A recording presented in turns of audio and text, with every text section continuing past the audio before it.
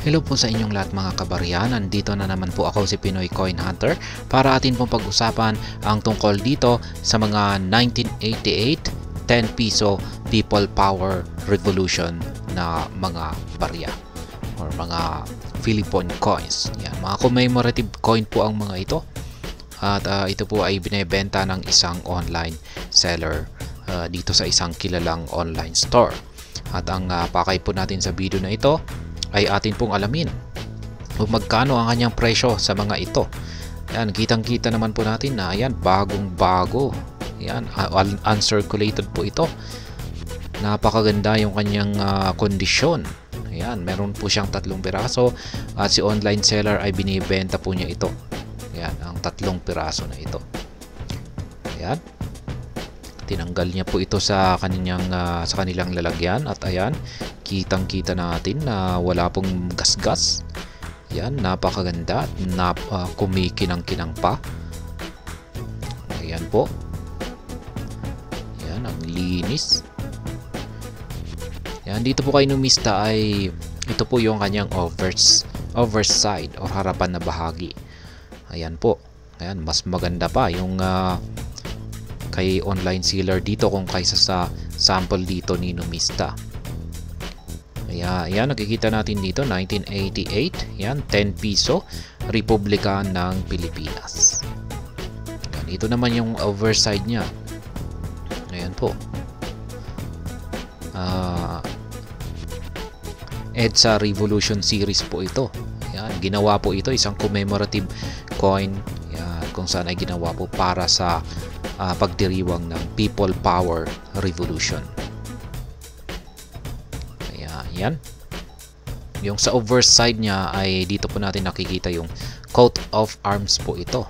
Yan, overside yung yan, yung simbolo dito sa kanyang gitna ay yan po yung tinatawag na coat of arms. At yan, yung reverse side ay binubuo ng yan, grupo ng maraming tao. Ayan, maraming tao at yung isa rito ay may hawak-hawak na watawat ng Pilipinas at ayan, isang napakalaking tangke. Ito po ay nagpapakita sa kaganapan noong itong nakalipas na People Power Revolution. Ayan, nung naganap po yan nung mga February 22 to 25, 1986. Ayan, ginawa po ang barya na ito para ito ay nagbibigay ng paalala sa kaganapan na ito. Ngayon ay magkano ba ang benta ni online seller dito? Ang gaganda pa naman. Yan, maganda itong idagdag sa koleksyon. Yan, commemorative coin. Yan, at bakit kaya niya binebenta? Malamang ay baka napasobra yung kanyang nakolekta rito. Baka 4 na piraso ito ay at yan, naisipan niyang ibenta yung 3 piraso kasi meron na siyang 1 piraso. Kaya ayan, ito po ay gawa sa nickel yung kanyang composition, 22 grams. Ayan, medyo mabigat na rin. Diameter niya ay 36 mm. Ayan, malaki pala ito. Medyo malaki yung kanyang sukat. Yung kanyang thickness ay 3 mm. Ayan, medyo makapal. Ayan, ito po ay minted sa bansang United Kingdom. Ayan, Royal Mint po siya. At nag-iisa lamang po itong klase, 1988. Ayan, meron po silang inilabas na 2 million na mintage nito. Yung presyo po ni numista rito ay naglalaro sa 73 pesos hanggang 170 pesos. Ngayon ay alamin naman po natin kung magkano naman ang benta ni online seller dito sa kanyang yan, 1988 10 piso People Power Revolution. Kanya po itong ibinebenta sa halagang 120 pesos. Almost malapit na po kay numista. Ito mas mahal pa kay numista, 170 pesos. Tapos sa kanya 120 pesos. Sa tingin ko ay 1 piraso itong 120 pesos. Ayan, set 3 pieces po pala, 120 pesos ay 20 pieces ay makukuha po natin ang 3 piraso na ito. Ayan. Ayan, masasabi kong sulit po yan. Ayan, yan yung mga iba pang larawan niya rito.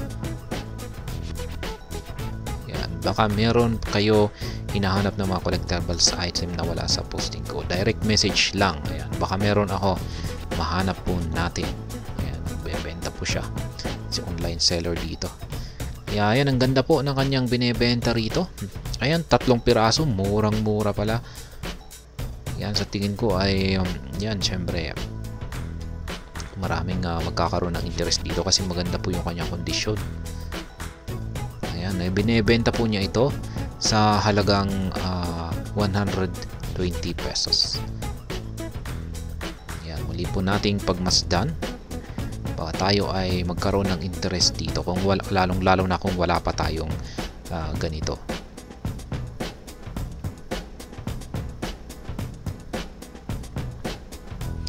At hanggang dito na lamang po tayo sa video na ito mga kabarya. Sana po ay inyong nagustuhan ang aking paliwanag sa video na ito.